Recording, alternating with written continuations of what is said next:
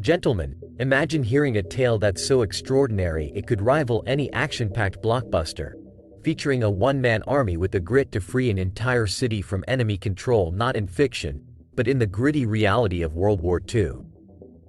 That man was Sergeant Low Major, a French-Canadian force of nature whose name remains etched in the annals of military history. Born in Montreal, Sergeant Major was a mere teenager when the call of duty echoed in his heart, prompting him to enlist in 1940. With his audacious spirit, he soon embarked on a D-Day reconnaissance mission in France, a turning point that marked the beginning of his string of awe-inspiring feats. Seizing a German armored vehicle might seem a challenge for an entire battalion, but for Major, it was a one-man job. The prize? German communications gear and clandestine codes. Intel that would severely undercut the enemy's secretive edge. But even after an encounter with a grenade that cost him an eye, this relentless warrior persevered, adamant that a single eye was ample to execute his sniper's precision. As if that wasn't enough, Sergeant Major's courage crescendoed in the summer of 1944, in the Netherlands, where single-handedly, he took 93 German soldiers prisoner, the very definition of blitzing the blitzkrieg. One episode even saw him turn a German captive into bait, a ploy that ended with the surrender of an entire garrison. When SS troops turned their weapons on their own men in a spectacle of chaos and betrayal, Major's response? Calmly escort nearly 100 prisoners through the storm of enemy fire, as if strolling through a park.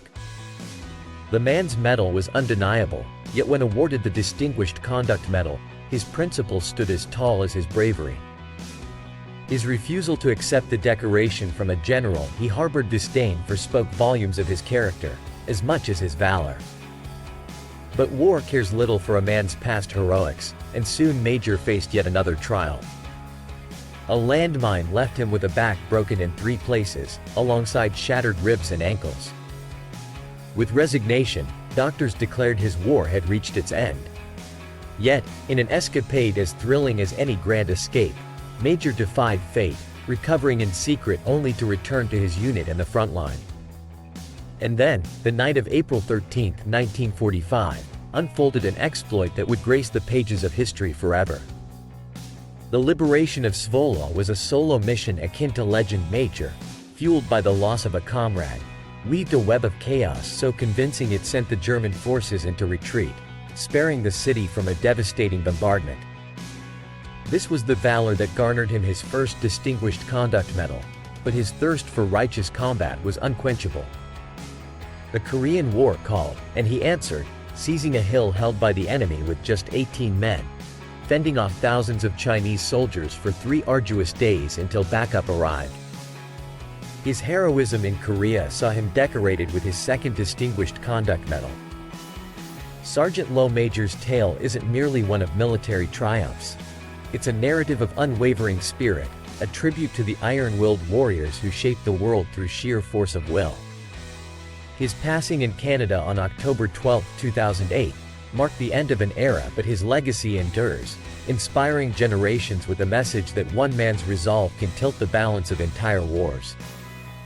With this riveting saga, I entrust you with a slice of history and a question that lingers in the air like the smoke of a battled past. What will you do with the courage and resolve shown by the likes of Low Major? What barriers will you break? And if today's account of determination and valor has struck a chord within you, I invite you to subscribe, like, and hit the notification bell. Engage with a community that cherishes the stories of the fierce, the undaunted. And remember, by subscribing, you're aligning with the untold potential that became tangible reality through the conviction of heroes like Sergeant Low Major. Now, if this story has delivered value to your life, a gesture of your appreciation is always welcome. You'll find a way to express it in the description. Carry on the legacy of strength, gentlemen, and forge your path with the tenacity that history respects and reveres.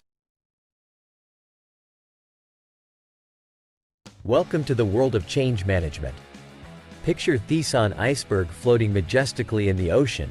Now imagine it transforming before your eyes, not by magic but by applying an incredible theory.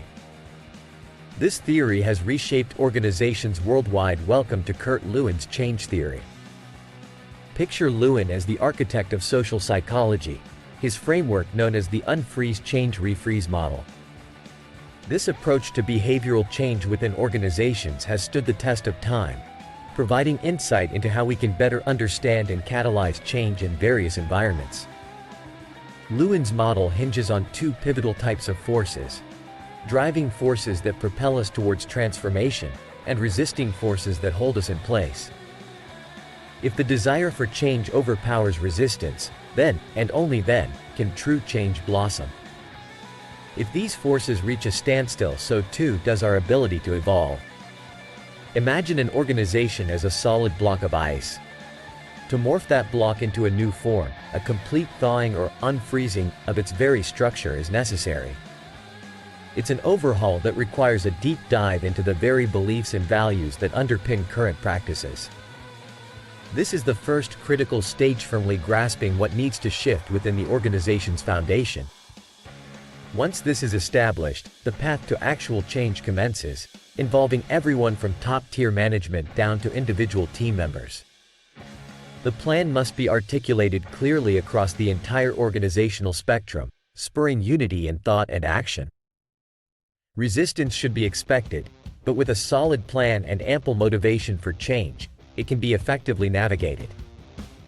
After the change is initiated, it requires swift and decisive steps. This phase is in many ways like a collective plunge into a frigid swimming pool, a shock to the system, but one that needs to be embraced fully for the organization to seamlessly adapt together. And finally, comes the refreezing, a time to cement this new state into the fabric of the organization. This last stage determines the longevity of the changes implemented. Future-proofing by updating contracts, handbooks, or training manuals may be necessary, ensuring new recruits and existing members alike will move within the confines of this new structure. Imagine applying Lewin's time-tested model to boost attendance at team-building events within a company. Initially, one would explore the company's core values, pinpointing the prime time to host these team-building events. Then, the change phase would involve a communication plan that sets out the rationale behind the scheduling decisions, a nod to the importance of team cohesion and reflecting company values. Finally, we reach the rewarding refreezing stage, where participation in these events would be recognized and celebrated, with the organization taking proactive steps to schedule subsequent events, cementing them into the corporate culture. Applying Lewin's change theory isn't an overnight endeavor. It demands meticulous planning, open communication, and above all, consistency. Skipping steps or failing to integrate these elements fully will likely result in confusion, half-hearted implementation, and a lack of permanence in change efforts. Now consider the applicative power of Lewin's model in personal contexts as well. Reflect on the values driving your habits, look at the transformation through a positive lens, and devise strategies to make these changes a consistent reality in your life.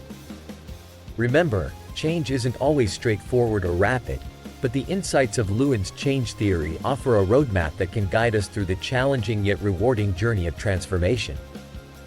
Before we conclude, I encourage you all to engage more deeply with this channel. If you subscribe, hit the like button, and ring that notification bell, you'll stay on the cutting edge of practices just like Lewin's that can reshape your life, your work, and the organizations you're a part of. As we wrap up, ponder upon how you might employ Lewin's change theory in your own life. What's your next step towards significant transformation? Share your thoughts. I'd love to hear from you. And for those who found valuable insights in this video and wish to express gratitude, there's a way to refreeze that appreciation. The link in the description offers you the chance to tip proportionally to the value you've received. Stay tuned for more thought-provoking content, and I'll see you in the next video.